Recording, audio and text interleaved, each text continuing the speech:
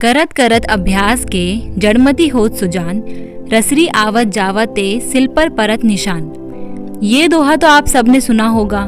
इसका मतलब है अगर एक कोमल रस्सी बार बार एक ही जगह पर रगड़ खाए तो वह सख्त पत्थर पर भी निशान छोड़ देती है। पत्थर एक दिन में नहीं कटता, बल्कि छोटे छोटे बार बार किए गए लगातार कोशिश से कटता है। तो हमारी बुरी आदतें भी उसी पत्थर की तरह होती हैं, जो दिखने में बहुत बड़ी और मुश्किल लगती हैं, और हम उस रस्सी की तरह हैं। किसी भी बुरी आदत को बदलने के लिए एक दिन का बदलाव काफ़ी नहीं होता, बल्कि रोज़ की छोटी छोटी कोशिशें मायने रखती हैं। पिछले कुछ महीनों में हमने यही किया, रोज़ थोड़ा थोड़ा पढ़ने की आदत डाली। शुरू में शायद हमें ये बदलाव नज़र ना आए, लेकिन इसका मतलब ये नहीं है कि बदलाव नहीं हुआ।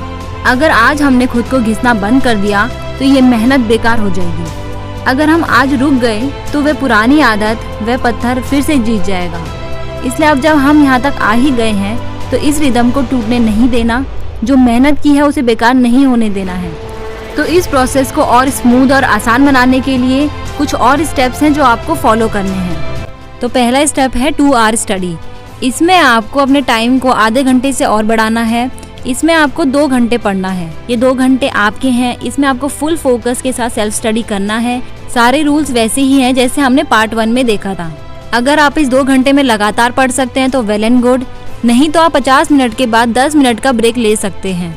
और उस ब्रेक में ये नहीं है कि आपको फ़ोन चलाना है, फ़ोन बिल्कुल भी नहीं चलाना। कहीं ऐसा ना हो 10 मिनट का ब्रेक 2 घंटे में बदल गया, तो इसमें आपको फ़ोन देखना अवॉइड करना है।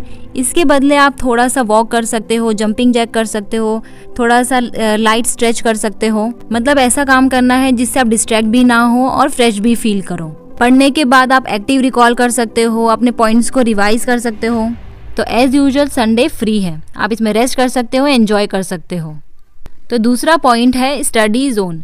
चाहे आप स्टडी टेबल पर बैठकर पढ़ते हो या फिर फ्लोर पर बैठकर पढ़ते हो, जो भी एरिया है आपके स्टडी का वो हमेशा क्लटर फ्री होना चाहिए। ऐसा नहीं होना चाहिए कि अगर आप कोई बुक ढूंढ रहे हो और वो आपको मिल ही नहीं रही है, या फिर आपके सामने ऐसी चीजें जो आपको डिस्ट्रैक्ट करती रहती है। हमेशा जरूरी सामान ही आपके डेस्क पर होना चाहिए। ऐसी चीज जो जरूरी नहीं है या फिर आपको डिस्ट्रैक्ट करती है उसको हटा दो, और हमेशा अपनी बुक्स, नोट्स, स्टेशनरीज को ऑर्गेनाइज करके रखो।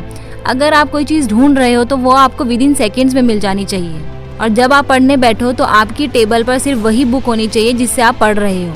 और पढ़ने के बाद चीज़ों को ऐसे ही नहीं छोड़ना है, हर चीज़ को वहीं पर रखो जहाँ से आपने उसको उठाया है। ऐसे आपको हर बार मेहनत भी नहीं करनी पड़ेगी और आपका स्टडी एरिया डीक्लटर रहेगा। और ये मेक श्योर करना कि जहाँ पर भी आप पढ़ रहे हो वहाँ पर प्रॉपर लाइट आए। तो जितना ज़्यादा आपका एरिया क्लीन और डीक्लटर रहेगा और वहाँ पर प्रॉपर लाइटिंग आएगी, उतना ही ज़्यादा आपका फोकस भी बढ़ेगा। थर्ड है रिवॉर्ड योरसेल्फ। तो जो भी टारगेट आपने सेट किया है उसके पूरा हो जाने के बाद आप अपने आप को एक छोटा सा रिवॉर्ड दे सकते हो। जैसे कि अपना कोई फेवरेट स्नैक खा लिया, जूस पी लिया, या फिर अपना फेवरेट म्यूजिक सुन लिया। आप कोई वीडियो देख सकते हो, एपिसोड देख सकते हो, मूवी, शोज, सीरीज, ये सब देख सकते हो। या फिर आप कोई गेम खेल सकते हो, कहीं शॉर्ट वॉक पे जा सकते हो, एक छोटी सी नैप भी ले सकते हो, या फिर अपने फ्रेंड से मिलने जा सकते हो, कहीं पार्क जा सकते हो। तो इसके पीछे का रीज़न ये है कि आपने जो भी स्टडी टारगेट बनाया था आपने उसको कंप्लीट किया। तो इस छोटी विक्ट्री को सेलिब्रेट करना, अप्रिशिएट करने से आपको थोड़ा बहुत मोटिवेशन मिलता रहेगा नेक्स्ट टाइम पढ़ने के लिए। और जो भी रिवॉर्ड आप अपने लिए रख रहे हो उसको ज़ोर से बोलना है। जैसे कि अगर आप पढ़ने के बाद मूवी देखने जा रहे हो तो आप ये बोल सकते हो कि ये टारगेट कंप्लीट होने के बाद मैं मूवी देखने जा सकता हूँ। तो इस तरीके से आप अपने आप को रिवॉर्ड दे सकते हो। तो यहाँ तक जो 3 पॉइंट थे ये हमारी स्टडी से रिलेटेड थे। अगर आप शुरू से इस जर्नी का पार्ट रहे हो तो आपको ये पता होगा कि हमारी जो स्ट्रेटजी है इसमें स्टडी को इम्पोर्टेंस देने के साथ साथ हमें अपने फ़ोन के एडिक्शन को भी कम करना है, जिसके लिए कुछ पॉइंट्स मैंने इससे पहली वाली वीडियो पार्ट 2 में बताए हैं। तो अगर आपने वो वीडियोस नहीं देखी हैं तो पहले आप वो वीडियो जाकर देखिए, तभी आपको ये वीडियो समझ में आएंगे। तो फ़ोन के एडिक्शन को कम करने के लिए ही हमारा 4th पॉइंट है, जिसमें आपको अपने फ़ोन को बोरिंग बना देना है। इसमें सबसे ज़्यादा इफेक्टिव है ग्रे स्केल मोड, मतलब कि आपको अपने फ़ोन को ब्लैक एंड वाइट कर देना है। हम फ़ोन के एडिक्शन से ज़्यादा कलर्स के एडिक्टेड होते हैं। जितना ज़्यादा ब्राइट और मल्टी कलर्स हमारी आंखों में जाता है हम उसकी तरफ अट्रैक्टेड होते हैं। इसलिए जो सोशल मीडिया के लोगो होते हैं ये रेड, येलो, मल्टी कलर होते हैं ताकि ये आपको अपनी तरफ अट्रैक्ट कर सकें। तो इसलिए आपको अपने फ़ोन को ब्लैक एंड वाइट करना होगा। शुरू शुरू में आपको थोड़ा बहुत प्रॉब्लमेटिक लगेगा, लेकिन ये उतना भी ज़्यादा मुश्किल नहीं है और कुछ टाइम के बाद आपको इसकी आदत पड़ जाएगी। तो इसको आप सेट कैसे करना है, अगर आपका एंड्रॉयड फ़ोन है तो आप सेटिंग में जाओ और वहाँ पर कलर करेक्शन सर्च करो। उसके बाद ग्रे स्केल आएगा, उसको ऑन कर दो। और अगर आप आईफोन यूज़ करते हो तो सेटिंग में जाना है, वहाँ पर एक्सेसिबिलिटी सर्च करना है, वहाँ पर आएगा कलर फिल्टर का ऑप्शन और वहाँ पर आपको ब्लैक एंड वाइट सेट करके उसको टर्न ऑन कर देना है। और आपको इसको बार बार चेंज नहीं करना है, आप इसको तभी चेंज कर सकते हो जब बहुत ही ज़्यादा ज़रूरी हो। इसके अलावा आपको होम स्क्रीन से ही सोशल मीडिया के ऐप हटा देने हैं, डिलीट नहीं करना है, बस आपको होम स्क्रीन से ही हटा देना है। उसकी जगह पर आप प्रोडक्टिव ऐप्स यूज़ कर सकते हो, जैसे कि कोई स्टडी का हो गया, नोट्स बनाने का हो गया, या फिर वहाँ पर आप अपनी टू डू लिस्ट सेट कर सकते हो। अपनी होम स्क्रीन को बहुत ही सिंपल रखना है और वहाँ पर कोई भी डिस्ट्रैक्टिंग वाली चीज़ नहीं होनी चाहिए।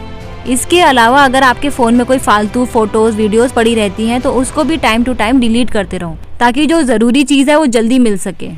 और जब भी आप अपने फ़ोन को अनलॉक करो तो सबसे पहले अपने आप से क्वेश्चन पूछो कि आप उसको क्यों अनलॉक कर रहे हो।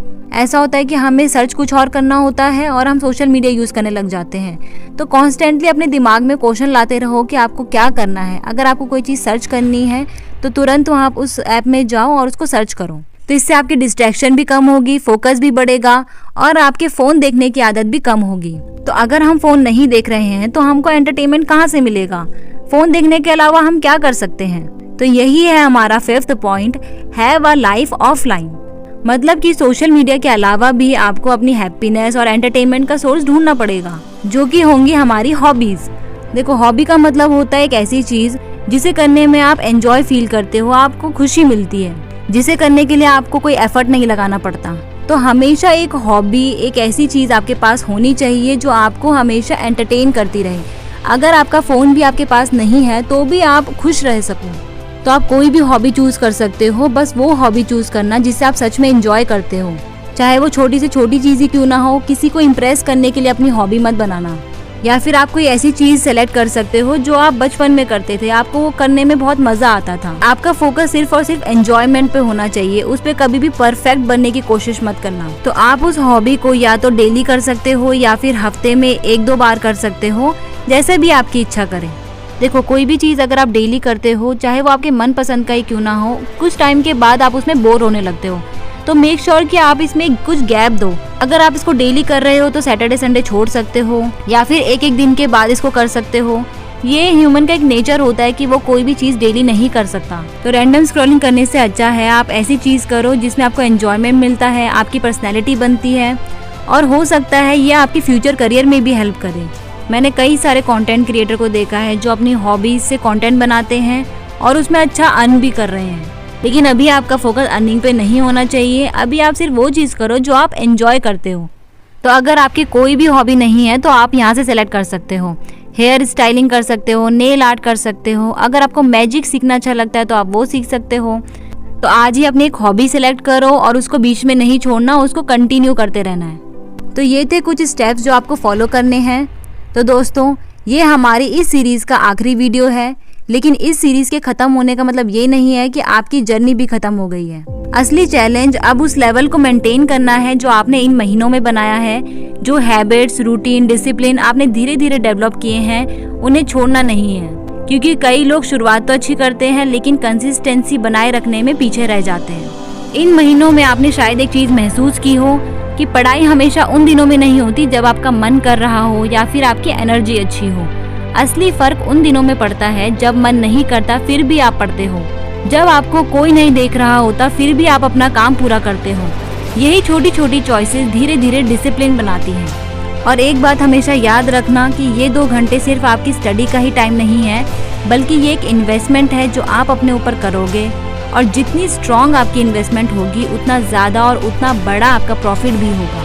अगर आप इस पूरी 3 महीने की जर्नी का हिस्सा रहे हैं तो कमेंट में ज़रूर बताइए कि आपकी सबसे बड़ी लर्निंग क्या रही या आपने अपने अंदर कौन सा बदलाव महसूस किया। So that's it for the video. See you in the next one. Until then, take care and thank you for being a part of this journey.